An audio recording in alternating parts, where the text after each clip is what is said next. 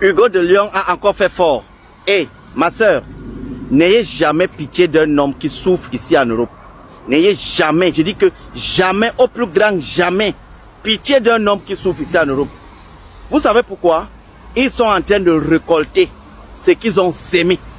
Tu vois un homme qui est en train de souffrir, c'est le karma qui est en train de le frapper. Parfois, il a profité d'une femme quelque part. Parfois, il a abandonné ses propres enfants. Parfois il a vendu l'héritage. Il a vendu le terrain familial. Parfois, il a même vendu ce terrain familial, y compris la tombe de son grand-père, la tombe du père et la tombe de la maman. Je peux vous dire que tout un caveau familial sur un terrain, il a vendu ça. Parce qu'il veut venir en Europe. Et en Europe, il commence à souffrir. Toi, tu as pitié de lui. Parfois, il a même évadé de prison. Il y a des hommes qui ont fait du mal aux femmes. Vous ne pouvez même pas imaginer. Moi, quand je parle, on dit que je parle trop. Mais je vous dis que de la vérité, mes sœurs. N'ayez jamais pitié de ces hommes qui souffrent en Europe. C'est le karma. Ils sont en train de récolter ce qu'ils ont sémé. Les hommes sont trop manipulateurs, trop pervers narcissiques, des PN, trop de gigolotisme en Europe. Les hommes ici n'ont même pas pitié des femmes. Hein. Ma soeur, si tu peux faire ça dur à un homme ici en Europe, n'aie même pas pitié, sans vaseline. Écoute Hugo de Lyon, c'est moi qui te confirme.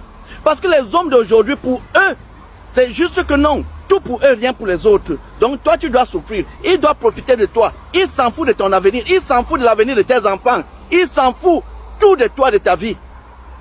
Tout pour lui. C'est lui qui doit réussir. Il profite de toi. Il te mougou.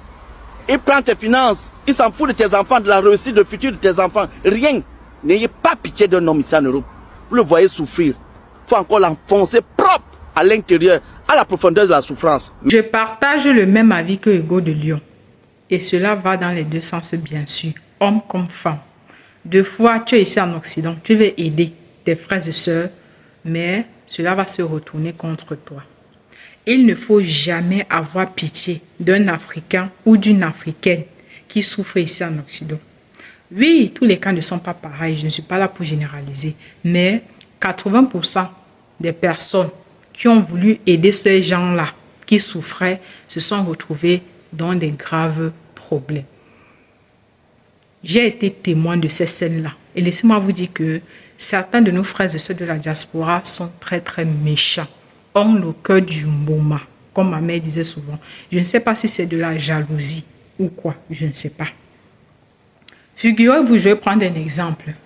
Je connaissais un papa, comme j'ai dit, ce n'est pas comment raconter, j'ai été témoin. Un papa qui est dans la cinquantaine, voilà, c'est mon papa à moi, big up à toi, un papa de la diaspora, hein, voilà. Donc, il est arrivé ici, ça faisait 30 ans. Donc, pendant ces 30 ans-là, il a créé ses contacts, vous voyez, avec les Blancs ou les Asiatiques. Quand tu viens d'arriver deux fois dans un pays, ce n'est pas évident de trouver un logement. Donc, il s'est bien installé pendant 30 ans, créé des bons contacts. Plus tard maintenant, il y a nos jeunes qui arrivent chaque année. Il rencontre un jeune africain de la diaspora qui dit « Oui, je travaille, je gagne 2000 €, mais je peine à trouver un logement. » Le papa a dit « Ok. » Lui, il était un propriétaire et ses logements étaient occupés. Il a proposé à ce jeune de la communauté « Vu que j'ai mes contacts, je vais passer par mes contacts pour te trouver quelque chose bien placé au centre-ville. » Et il s'est porté garant, hein? Il s'est porté garant pour soutenir son jeune frère africain. Dès que son jeune frère africain, tout est bon, il entre dans l'appartement. Il paye. Les 6 premiers mois, il a payé. Mais après, il ne payait plus. Il a commencé à mettre ce monsieur dans des problèmes.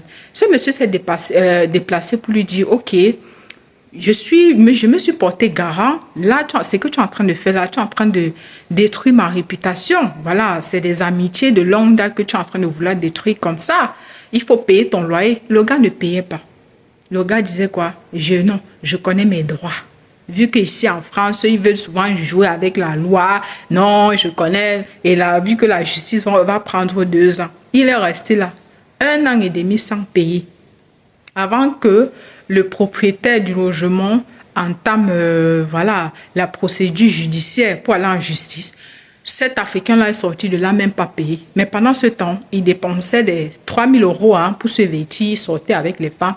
Mais le loyer que quelqu'un s'est porté garant pour t'aider, tu ne payes pas. Vous voyez comment vous détruisez les gens? Il y a certaines de nos frères et sœurs, elles sont venues grâce à leur mari de la diaspora. Il y a une ici, elle est au centre-ville, une maman de la cinquantaine. Quand tu passes, elle va toujours te raconter son histoire. Elle marche avec des sacs. Ici, l'argent, contre tous les jours. Elle me dit, ma fille, peut-être elle a commis une grave erreur dans sa vie. Elle a commis une grave erreur. Elle est venue grâce à son mari, plus tard, foutu à la porte. Tout ce qu'elle avait fait, les montages contre son mari, ça la rattrape aujourd'hui. Tout ce qu'on veut faire, il y a nos grands frères, nos grandes sœurs qui ont voulu vous aider en les donnant leur papier que vous travaillez avec. Plus tard, c'est vous qui êtes allé les dénoncer. Oui, il y a certains qui vont profiter de ces situations-là pour vont abuser de nos frères et sœurs qui sont sans papier. Mais la majorité veulent vous aider, mais plus tard, ça se retourne contre eux à cause de vous. Je ne sais pas si des fois c'est de la jalousie, vu que vous voyez quelqu'un a les papiers, quelqu'un a passé 10 ans, vous voulez détruire ça. Vous voulez détruire ça. C'est-à-dire, il te dit, travaille avec mes papiers pendant 1 an. 1 an là, maintenant, il veut récupérer, c'est un problème, vous ne voulez plus. C'est quoi? Chacun va porter son karma à la malchance. Maintenant, on observe seulement. On observe seulement.